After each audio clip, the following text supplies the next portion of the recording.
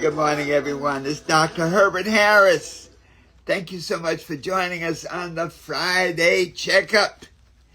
Be sure to visit our website, herbertharris.com, and schedule a success appointment or buy a copy of the 12 Universal Laws of Success. Buy our new book, The Life Lessons for Your Success, on Amazon. Wow. You know, this topic today, how to handle the unexpected, is one of those topics that comes up time and time again. I think all of us come to moments in our lives where the unexpected happens, where things that we didn't plan for happens, where somebody really lets you down, or shows you who they really are, where a project you've been working on just goes south. So many times the unexpected is for a purpose. And that purpose is often to help you grow through to the next level of your own consciousness. So let's look at some points about the unexpected. First, the unexpected is connected to the past. Life is a continuous plane. On the river of time, we are always on the river of time. We can't get off the river of time. And so as the river of time flows, we're always on it. We're always experiencing it. But what happens is we sometimes don't pay attention. We many times ignore the signs. And then we do the worst thing, which is procrastinate about handling it. Phew. That's deep. So the unexpected is really not unexpected. It is a logical result of thoughts and actions and relationships and emotions in the past. It's just that we were not paying attention, or we did not really plug into the natural outcome of stuff that can happen. An example, if you don't, I'm in my studio, if you don't pay the light bill, they don't turn the lights off immediately. But over time, if you don't correct the situation, you're going to be in the dark. Similarly, many of the things that happen in our lives, when we experience them, we go like, oh my goodness, how could this happen to me? But if we really critically analyze the evolution of events that brought you to that point in time and space, it's clear that they were foreseeable and that they were actually created by you, by actions or inactions. Now, there are external things that happen. Those are the easy ones, the external things that happen. But I just want us to be aware that many of the unexpected things that happen in our lives are really expected and are the result of our thoughts, our emotions, our actions, and our relationships. So with that context, knowing that there's a continuity between the unexpected and the expected, what happens when you experience something that you did not expect? Well, number one, pause before you react. Your first impulse is not always your best impulse. When something unexpected happens, create a moment of stillness. The spiritual principle, be still and know, is powerful. Just stop, pause, be still and know that everything that happens for you is for a good reason.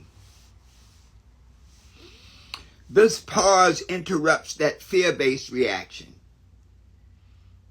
When stuff happens, it's like, oh my goodness, it's happening to me again.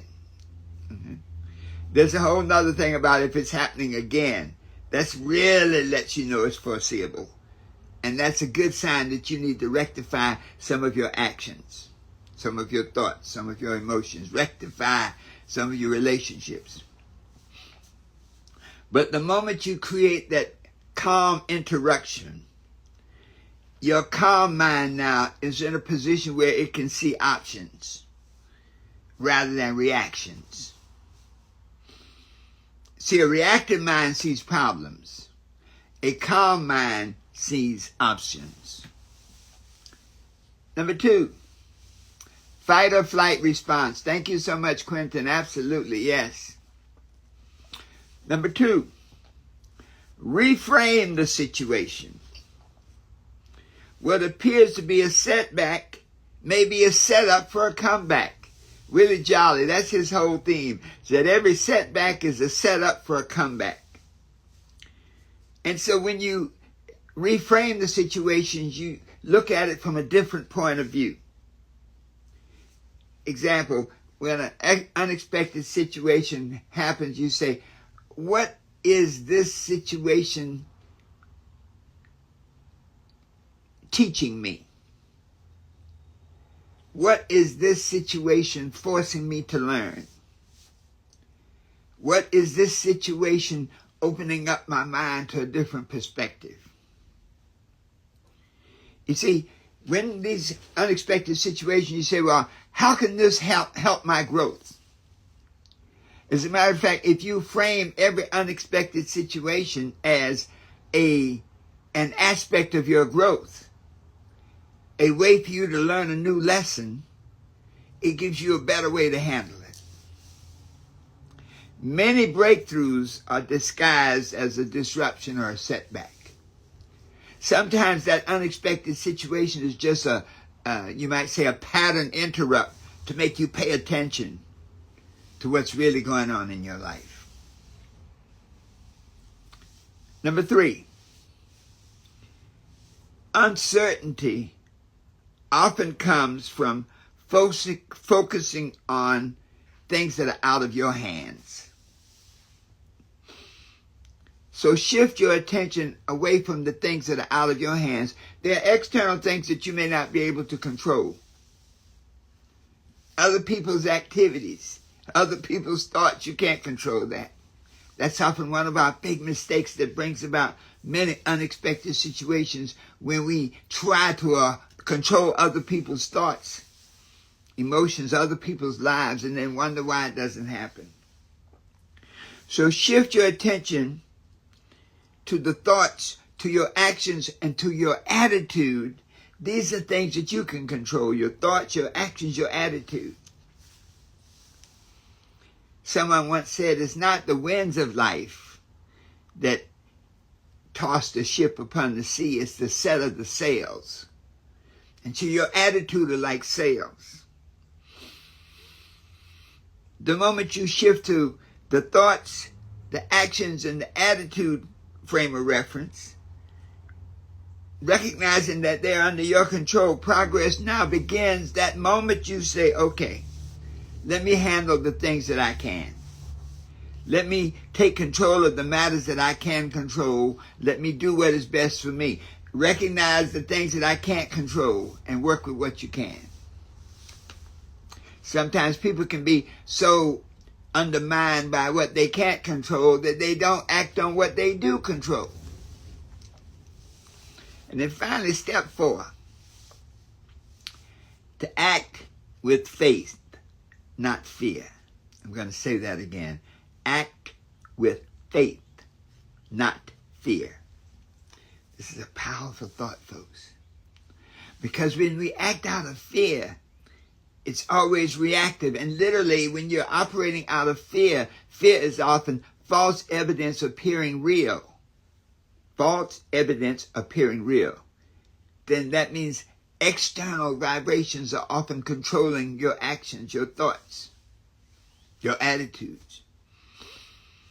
So faith is not a passive thing. Faith is a decision to move forward without complete information.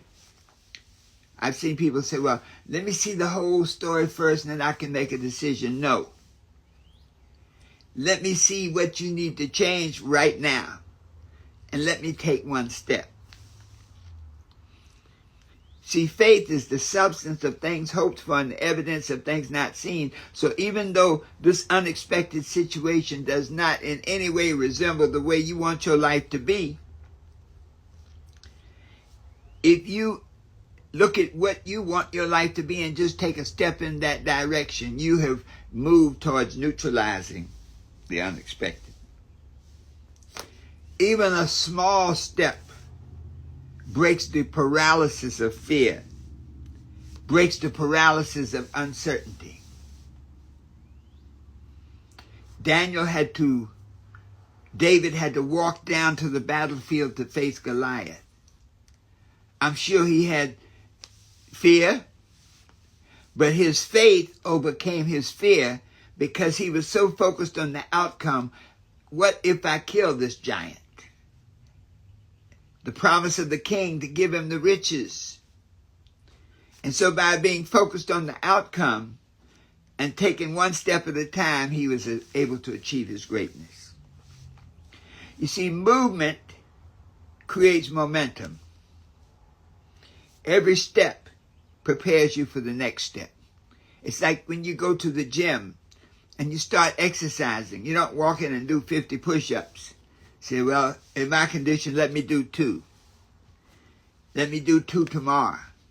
Then let me up on the 3rd day to 3. And let me do 3 for a couple of days. Then up on the next time to do 4.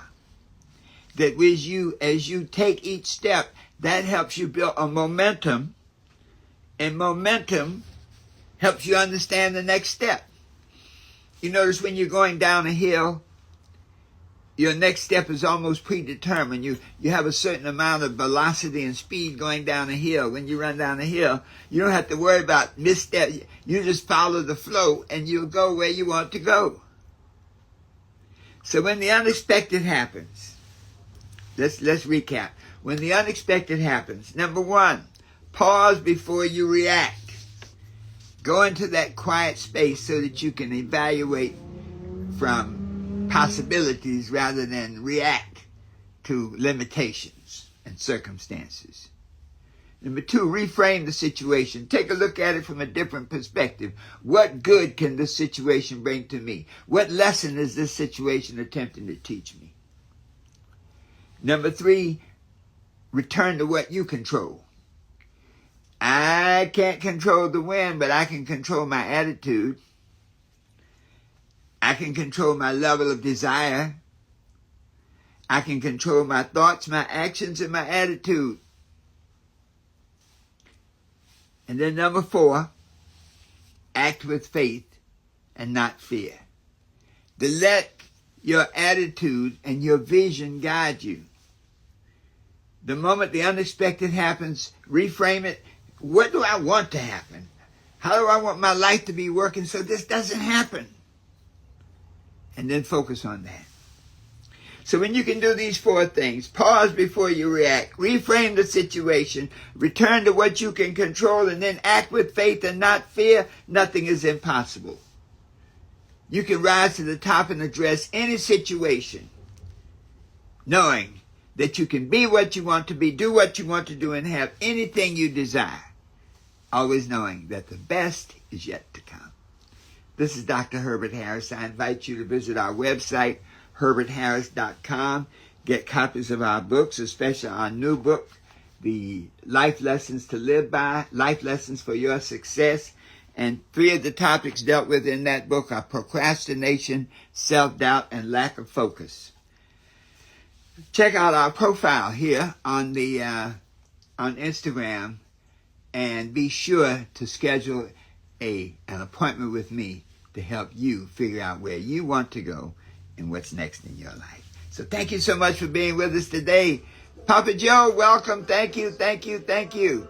Remember this, you can be what you want to be, do what you want to do, and have anything you desire, always knowing that the best is yet to come. And so it is. Thank you, everyone.